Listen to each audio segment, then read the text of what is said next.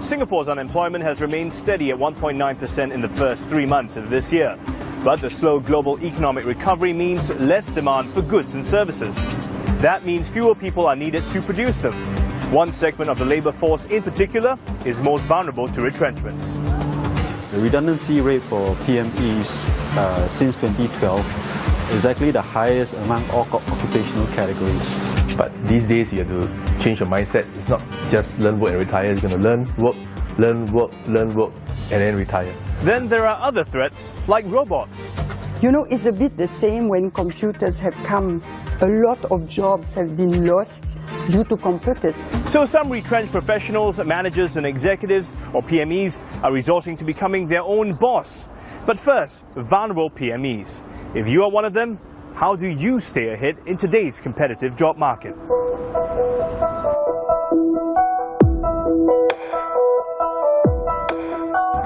Singapore's unemployment rate has steadied at 1.9% from January to March this year, but this is the highest first quarter redundancy rate since 2009. Slow economic growth globally and Singapore's own economic restructuring put jobs at risk, especially PMEs, who make up more than half of Singapore's workforce. Out of the 4,710 made redundant in the first quarter, 71% were PMETs. Actually overtaken those of other occupational categories like clerical, sales and service workers and so on. And that's a very worrying thing because unlike the other occupational categories, you'd expect that PMEs are the most highly qualified and most highly trained. According to NTUC UPME Centre, more are coming to them to find new jobs. They saw 446 cases in 2014. That spiked to 870 cases in 2015. This year, they've already seen 344 cases as of April. 77% of PMEs looking for employment were aged 40 and above. So why are they the hardest hit? It's cyclical. I think because of the global uncertainty, many of the positions are actually PME positions. With disruptive technology, innovation as well as the Internet of Things, many of the new jobs created require new skill sets as well as new training and capabilities. And it's not easy to train a PME overnight to take on these positions. And therefore, in a way, there's a skills gap in that sense. I went to a PME job fair organised by the Employment and Employability Institute, or E2I, to talk to some job seekers. How long have you been looking for a job? About 1 year already. 1 year already? Yeah. Okay, has it been quite difficult to find a job? I should say it's quite difficult because the manufacturing are slimmed down. So that's the concern. I never go to other areas. It's been like 4 months plus. I've been sending my resumes through job search in the internet. Not many response. The company not performing well, so asked to retrench. Basically, since August 2015, last year, I had just submitted all my resumes, but I couldn't secure any interviews. It's not unusual for employees to get left behind, especially in the fast-changing landscape of the technology sector, like Adrian.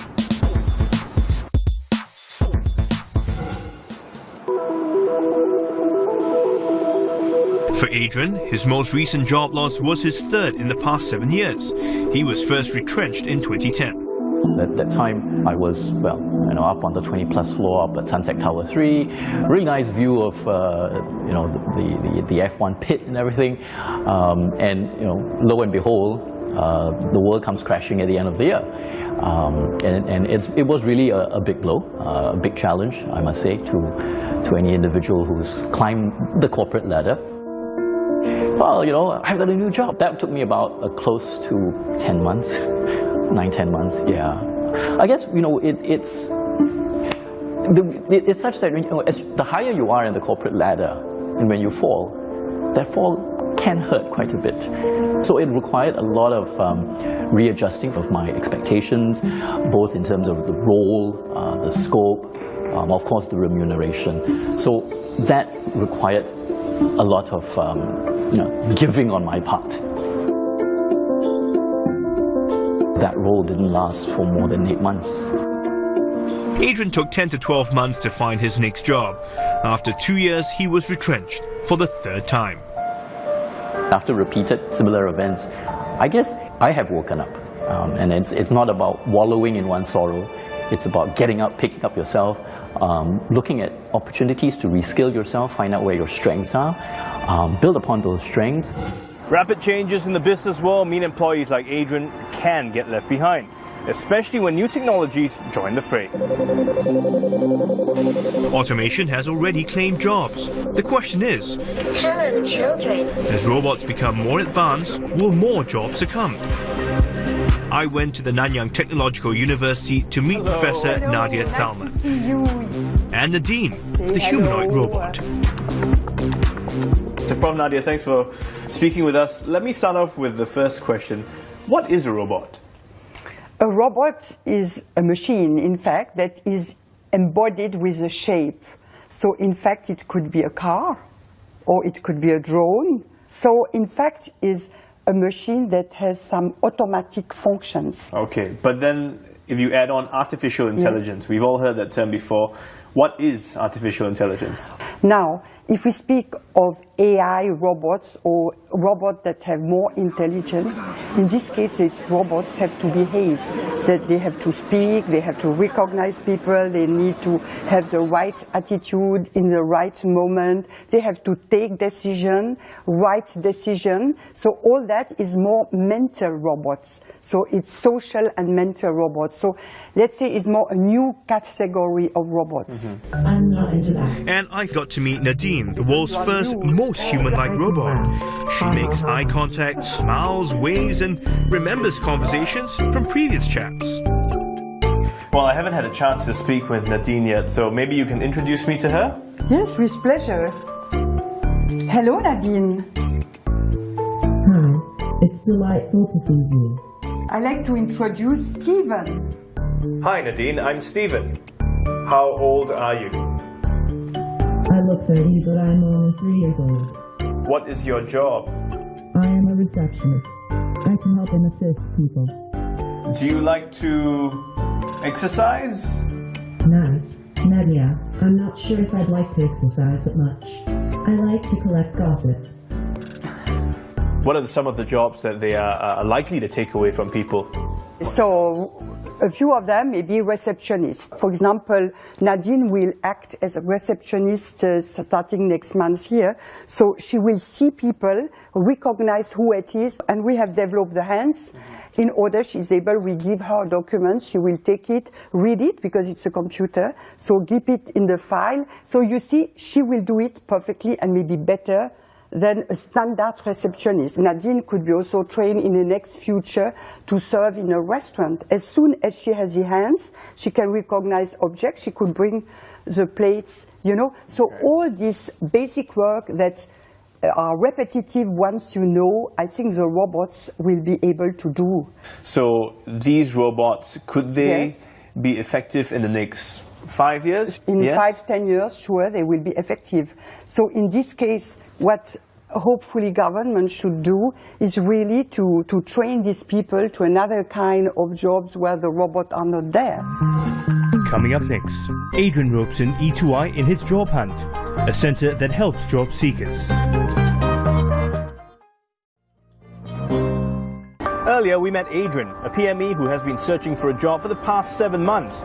He heads to UPME's centre at E2I's Career Services Centre to meet Kristen, a career coach.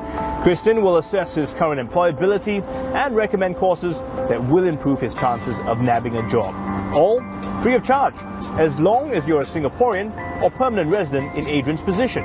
You too can tap on the centre's services. Those clients that walk into our career centres, 1 in 2 are actually the PMETs. We see a mix of those that are employed and unemployed. In terms of the age profile, more than 50% are 40 years and above. So for a client that visit us, we usually track them over a 6 months period. So success rate is about 50 to 60%. Could be jobs that they found on their own, or could be through our coaching assistance or training interventions, they actually found something on their own. If you look at the National Jobs Bank, there are more than 60,000 jobs available, and there are a variety of jobs. But many of these jobs requires new skill sets as well as experience, particularly in the ICT sector. Previously, you can just learn, work, and then you retire. But these days, you have to change your mindset. It's not just learn, work, and retire. You're going to learn, work, and then retire. So it's going to be a lifelong learning process. One of the schemes under the Adapt and Grow initiative is the Career Support Program. It is a limited wage support scheme to encourage employers to hire PMETs, which started in October 2015. Employers willing to offer retrenched PMETs a salary of $4,000 and above get a subsidy for up to a year. This is open to Singaporeans aged 40 and above. And a scheme to help PMEs upgrade their skill is Skills Future. From January this year, all Singaporeans above the age of 25 receive an initial credit of $500 to enroll in skills-related courses. According to the WDA, more than 400,000 Singaporeans have started using their credits for more than 12,000 courses available online and in classrooms. Training providers see more and more PMEs taking up courses to hedge their bets for the future, even in industries completely different from what they're doing now. Okay. Now we have a nice door. The Asian Culinary Institute has seen even architects and business owners switch to F&B mid-career. If you work in an office environment, you're typically working Mondays to Fridays. In the restaurant sector, typically you're most busy on Fridays, Saturdays and Sundays. So it's not only a switch in terms of the work to the back of house, but also in terms of your working hours. But how can attending a course actually boost your CV or translate to clinching a job? For now, most of the courses you get a certificate of completion. In our culture, that seems to be the case where employers are looking for certification, assessments, and how do I know you're good, right? Just telling me that when you complete a course doesn't tell me that you're competent in that sense. But going forward, Udemy, even together with us, we are looking at how to create this part of the assessment and make it available for the learners. And hopefully that can satisfy the requirements of the industry as well as the learners. Some worry that older workers are not jumping on the upgrade bandwagon fast enough. I find the speed of lifelong learning got to move a bit faster than what it was done 30 years ago. When I first joined the industry, at that point in time, we were basically sent for courses from time to time to upgrade our skills. So you got to take ownership of your own destiny. And you've got to basically plan what courses you want to take. I think with existing members of the workforce, PMEs and older workers, they have much less lead time to prepare for the challenges they're in because they're already in the labour market. With older workers and PMEs who are already highly qualified, the question of how much training they need and how much more they need to make up for the qualifications that they already have is not an easy one. So, are the schemes put forth by the government enough to help older PMEs?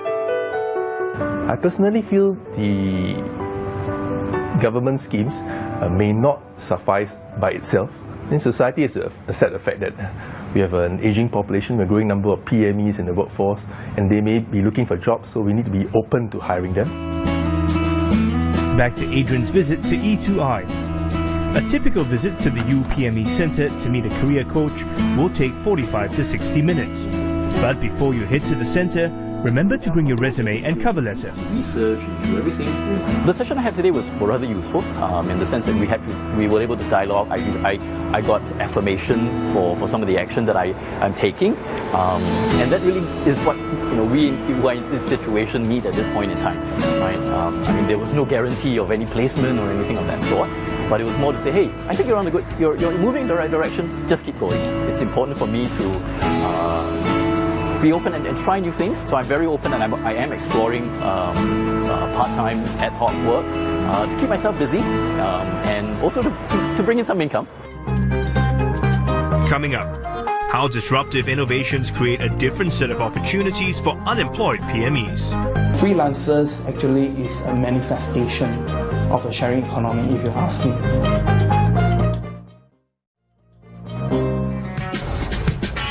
The international freelancer industry is booming. According to a 2014 report from global freelancing platform Upwork, 3.5 million freelancers were registered on their site. And in 2013, the freelancers made a combined total of $285 million in earnings from stints in administrative support, design, marketing and finance.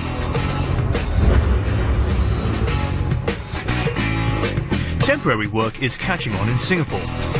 NTUC Assistant Secretary General Ang Hin Kee cites a conservative estimate of 200,000 freelancers in Singapore and expects this number to grow. One local website claims to have more than 18,000 employers who are recruiting. How many of these jobs are temporary? And how open are older PMEs to embrace a transient gig economy? We are seeing trends of PMEs, particularly those who are in between jobs. It could be retrenched or unemployed or looking to new positions or want better control of their time, do take up freelance positions during the interim. One such person is 47-year-old Lily Koh. Lily first ventured into the IT industry by accident in 1991. After 7 years, together with her husband, they both opted to work overseas. 5 years later, their contracts terminated and both husband and wife moved back home, out of jobs. When I came back, it was hard for me to move back into the IT industry. Kids came along, and the long working hours in the IT industry just didn't seem to fit into my life of trying to be a mom and to be good at work and to be a good wife as well. So that was when I first explored the idea of doing something that allows me more flexibility. Lily remembered how enjoyable an image consulting course she had attended back in 1997 was. She decided this was the industry for her and set out to gain the necessary skills. My trainer was very understanding. I was also pregnant then, so you can imagine, daytime you have to work 9 to 5, and then after that, with this huge tummy, and then I go for my night classes. Armed with her new qualifications, Lily started sourcing for clients, but the early days weren't easy. As a freelancer, I think our income is very irregular. Some months when we do get lots of work, it's a good, easily 20K. And then some months when you have no jobs, we could be staying at home and shaking legs and maybe eat porridge. According to Lily, she typically only receives payment within 45 days of completing a gig. There are clients who take even longer than that to make payment. Sometimes it's not just late payment, it's partial payment or non-payment, and I think that arises when there's no upfront payment or there was no regular monthly payment. Then the person who hired them will try and say, I'm sure it's negotiable, right? But payment woes aren't the only challenges faced by freelancers. When I first got my freelance contract, so I looked at it and said, hey, this is actually very different from what it is like to be working for big organizations, whereby CPF is provided for, medical benefits are being covered. And I look at it now, hey, I've got nothing. Other problems would be things like what's the scope of work? In the course of it, the employer says, oh, could you do this as well? Could you do that as well, right? But all for the same fee that we agreed at the start. Of course, another thing that freelancers should look out for is the ability to work for others. So for example, if their idea is that they should be able to work for others during the job that they're doing, that should be clearly agreed. And certainly they should be free to work for others after the job is over. In its 2014 report, Upwork also reported that Singapore was the top Asian market for freelance talent online. For employers, hiring freelancers comes with its perks, allowing companies to tap onto external expertise for different projects and manage cost efficiencies. Basically, we can reduce the cost by hiring freelancers so that we can manage the spike in business as and when we need it. On average, up to 60% of Boon Siong's workforce are freelancers, mostly PMEs, who act as consultants to his clients. For us, actually, we tell them very honestly, we are SME, we can never match what they used to get paid, probably if they are a senior HR director of a company. But what we do is that we share with them in terms of how we cost the project, how much we charge our client, and what's their share. However, there may be hazards lurking for those new to the scene. Those hoping to shorten their working hours are in for a surprise. According to a report by the Ministry of Manpower, freelancers work almost as long hours as contract employees do in a usual week. The report also says that 1 in 2 freelancers earn $1,999 or less each month. By contrast, the ratio of employees earning $1,999 or less is 1 in 4. And from a company perspective, what we can do for them is to make the deliverables clearer and also being cognizant of the fact that they're at the bottom of the food chain. So sometimes we even have to remind them, at the end of the day, you must declare this in your personal income tax. But many of them are not cognizant of this fact. And in terms of legal protections, in fact, there's virtually none. Freelancers not being employees aren't covered under the Employment Act, actually can't form a trade union. So NTUC has a freelance and self-employed unit, which, for example, private hire cars, they form the National Private Hire Vehicles Association. So it covers Uber drivers, Grab drivers. But as to whether this association, which is ultimately a society, is going to have the same bargaining power and the same legal heft as a union remains to be seen, I think. The challenge in a freelance arrangement is, unlike a typical employer-employee relationship, they are providing what we call a contract for service. They are not covered under the Work Injury Compensation Act. So if they are injured in the course of work, they do not have protection under our labour legislation. So NTUC and the labour movement is exploring how we can better protect these freelancers. Having freelanced for more than 10 years, Lily can't imagine returning to the confines of full-time employment. We asked her for her advice to new freelancers. If you could expand your network or even be associated with an organization, I think it helps, because it helps to build that credential and give you a little bit more support. Because as a freelancer, it's so easy to lapse into passivity. Yeah, just sitting back at home. Today I'm not feeling good, I don't want to go out to meet people, and then it could move from a day to weeks and then to months, and nothing's going to happen. And from so-called freelancing, it becomes really nothing.